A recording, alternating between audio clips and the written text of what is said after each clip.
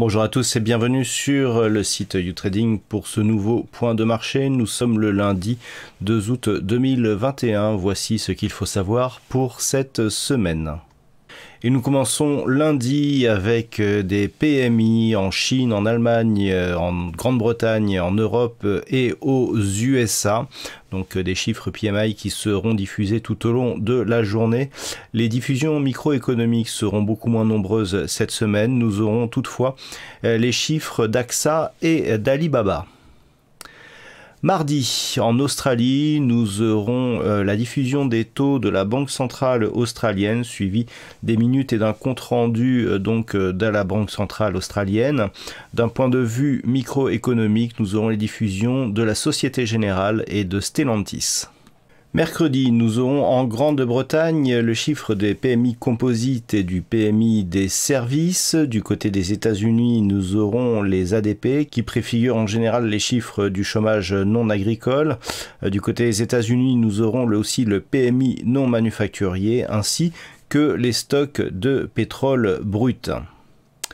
Jeudi, aux USA, nous aurons le taux de chômage et d'un point de vue microéconomique, eh bien, nous aurons en France sur le CAC 40 les chiffres de crédit agricole. Et puis, vendredi, eh bien, nous aurons donc les NFP, Non-Farm Payrolls, donc qui sont les chiffres du chômage non agricole, ainsi qu'au Canada, eh bien, les chiffres de l'emploi et l'indice PMI AEVI.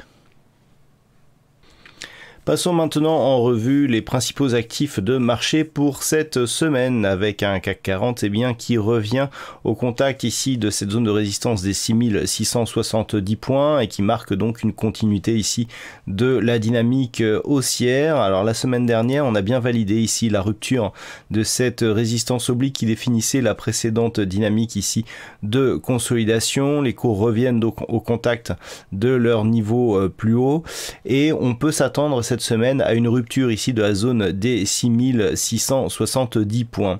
Si cette rupture venait à être confirmée, nous pouvons tracer ici les extensions de Fibonacci qui nous indique que le prochain objectif de cette phase d'un point de vue moyen terme serait ici la zone des 6957 points.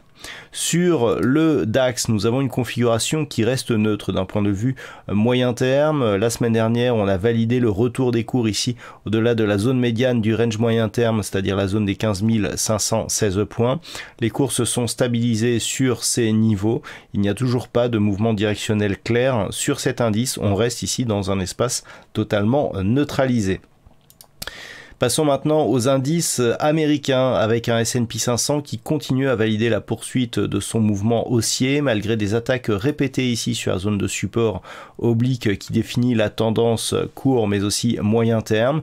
Eh bien, nous sommes venus marquer ici de nouveaux plus hauts significatifs, ce qui nous indique que la dynamique ici est toujours en cours et que l'on pourrait connaître une poursuite du mouvement haussier encore cette semaine. Sur le Nasdaq, eh bien, nous avons une configuration qui là aussi est confirmée à la hausse d'un point de vue moyen terme. On a validé donc la rupture haussière ici des 14 060 points et malgré une petite phase de consolidation qui n'est venue que tester ici la moyenne mobile 20 exponentielle, on a inscrit de nouveaux plus hauts significatifs et donc on confirme la poursuite de ce mouvement au-delà des 15 000 points désormais. Donc le Nasdaq est lui aussi dans une dynamique qui reste haussière. Attention toutefois à la petite divergence baissière ici qui est en train d'apparaître sur le RSI et qui pourrait nous signaler un essoufflement de cette tendance haussière. Sur les matières premières, nous avons eu il y a peu une phase de consolidation qui est venue chercher ici la zone de support des 66,50 $ le baril. Ce niveau qui était précédemment résistance ici sur cette phase a été validé comme support. Les cours reviennent désormais à proximité de la zone des 75 $ le baril. Ce niveau n'a pas encore testé, mais ce que nous pouvons remarquer, c'est que la semaine dernière, les cours se sont bien inscrits ici au-dessus de la moyenne mobile 20 exponentielle, ce qui confère à ce mouvement un signal de continuité haussière en direction donc de cet objectif de résistance. Une rupture donc de cette zone horizontale validerait une poursuite du mouvement d'un point de vue moyen terme et serait un signal très important sur un horizon long terme. Sur l'or, on aurait pu penser ici à une reprise d'un mouvement directionnel suite à la rupture de cette résistance oblique qui définissait la précédente dynamique baissière. Au lieu de cela, eh bien, nous avons eu un retour sur la zone des 1760 $ l'once et une neutralisation ici du mouvement. Donc l'or est en train de s'inscrire dans un range court-moyen terme entre 1760 et 1960 $ l'once. On pourrait même redescendre ici la zone des 1960 sur cette zone ici des 1910 $ l'once. Quoi qu'il en soit, l'or ici reste dans une phase de neutralisation. Alors ça reste haussier d'un point de vue moyen-long terme, puisque par rapport à la tendance que nous avons donc sur cet horizon de temps, eh bien ce mouvement intègre ici une phase de hausse et de consolidation de cette dynamique long terme que pour l'instant, eh bien les mouvements n'ont pas invalidé. Donc phase de neutralisation court terme dans un fond de tendance moyen-long terme qui reste haussier. Passons maintenant sur le marché des devises avec la paire de devises euro-dollar, eh bien qui est revenu tester ici une zone proche des 1.1750.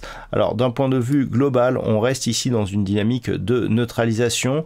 D'un point de vue moyen terme, on est entre 1.2340 et 1.1620. La zone médiane ici des 1.1950 eh bien, pourra bien arbitrer entre les phases de hausse et les phases de baisse au sein de ce range. Nous sommes actuellement donc dans la partie inférieure de cette zone de range, mais malgré une dynamique court terme qui a provoqué ici un retour sous la zone médiane, il semblerait que on soit en train de repasser ici en flux haussier. Ça sera en tout cas à confirmer dans le cas d'une attaque ici de cette zone des 1.1950. Donc ça reste neutre d'un point de vue moyen terme sur cette paire de devises euro-dollar et une tendance court terme ici qui pourrait bien se retourner à la hausse et provoquer une cassure haussière ici de la zone des 1.1950.